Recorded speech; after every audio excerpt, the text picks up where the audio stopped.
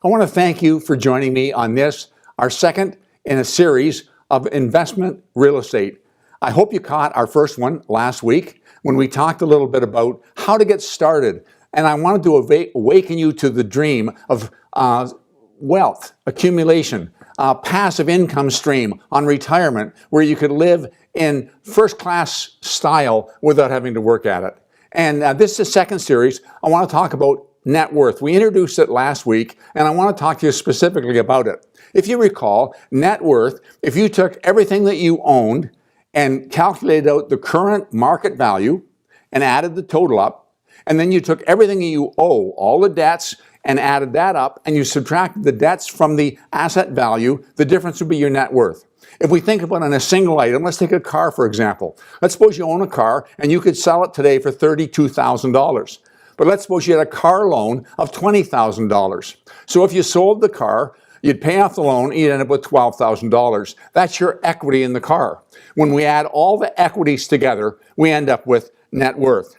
Let me give you a sample worksheet. And I should say that at the end of this video, there's going to be a worksheet that you can download. Please do so. Download a number of them or copy a number of them and use them as worksheets moving forward. But let me show you quickly just a sample example of a fictitious person working out their net worth. Beginning with the assets, you can see that they didn't have any investment property, but their personal residence had a market value of $450,000.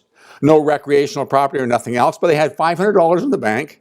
No stocks or bonds, but they had $43,000 in RRSPs. If they sold their furniture, they could get $20,000, and their car, they could get $35,000. That would total $548,500. That's the total asset value of what they own. But let's look at some offset liabilities. The house has a mortgage on it of $309,300, so that would have to be paid off. Nothing, of course, recreational property or other. But their furniture, they had loans to buy their furniture, and that amounted to $11,000. They also have a credit card balance of $8,800, automobile loan of $26,000, and their credit line, they actually have $35,000 in loan to purchase those RRSPs, and so they owe $35,000 there. So their total liability is $390,100. Now, if you subtract the total liability from the total asset value, their net worth is $158,400. Now, that's just a number. I want you to work through and calculate out what your net worth is right now. And it may be $1 million. It may be $50,000. It may be zero. In fact, it might even be a negative figure. If you sold everything you had, it wouldn't quite cover your debt. I'm not as concerned about how your net worth sits today, although it's important. If you begin on a journey, it's important to know where you're starting. But it isn't so much where you are now, it's where you're headed. And let me illustrate that with two different people, one being Mr. Smith and one being Mr. Jones. Let's suppose that both Mr. Smith and Mr. Jones calculated out their net worth. And we found out that Mr. Smith's net worth is $250,000. At the same time, Mr. Jones calculated his net worth, and his net worth is nothing. Well, we tend to envy Mr. Smith, and we tend to feel sorry for Mr. Jones. But that's only half the story. To find out the true story, we need to go back 1 year and see what their net worth was a year ago. Interestingly enough, Mr. Smith a year ago had a net worth of $400,000. And Mr. Jones had a net worth of minus $50,000. So what that means is in 1 year, Mr. Smith saw his net worth decline by $150,000, and Mr. Jones saw his appreciate by $50,000. Totally different story. So now we see that Mr. Smith is going broke while Mr. Jones is climbing out of a hole and building his net worth. So it isn't just where you are, it's where you're headed that's important. And that's what we want to do, and that's why it's important to do net worth on an ongoing basis. So download the worksheet that I've given you at the end of this video and work through your net worth, and then keep a number of them, do it at the end of this year, and do it each year thereafter. And let's see where you're headed. Now, where are we going from here? Why is net worth important? Well, you can find that there's two different ways we can grow our net worth, and that's what we want to do. We want to see our net worth grow.